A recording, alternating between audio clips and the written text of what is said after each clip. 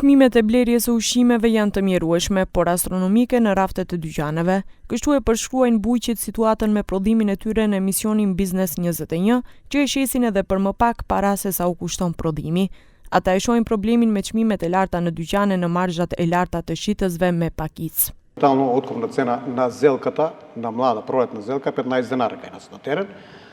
Исто имаме производство на краставица, долга краставица, откупот се движи од 15 до 20 денари. Значи тоа се цени што не ги задоволат ни производните цени. Трговската маржа се стават огромни маржи, значи оде да речеме тај производ оде преку неколку раци, сите си стават одредена маржа и на крајот, значи кога стигнува производ до крајниот потрошач, цената достигнува некоја астрономска сума. Која според вас би била реалната цена на свинско месо во месара, да речеме? Од 330 до 360 денари.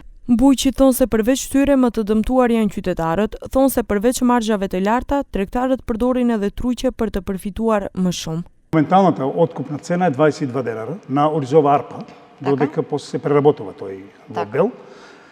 Меѓутоа, ние имаме извадено од факултетот производна цена 27 денара. Трговците знаат да се зголемат маржата по основ на додаден премекс, односно крш во оризот. Тоа го има во трговијата, не го знаат граѓаните. Thonë se subvencionet nuk shkojnë në vendin e vërtetë, ndërsa bujqit mezi mbjetojnë. Paralemrojnë se nëse nuk bëhet strategji do të mbetemi pa bujq. Të rinjtë nuk duan të merren me bujqësi dhe gjithnjë e më shumë po shpërngullen. Analiza e Biznes 21 tregoi se për 17 vjet kemi shpenzuar 1.5 miliard euro për subvencione për të arritur prodhimin vendas të ushqimit, por prodhimi në fakt ulet, vetëm vitin e kaluar mbi 1 miliard euro na ka kushtuar importi i ushqimeve.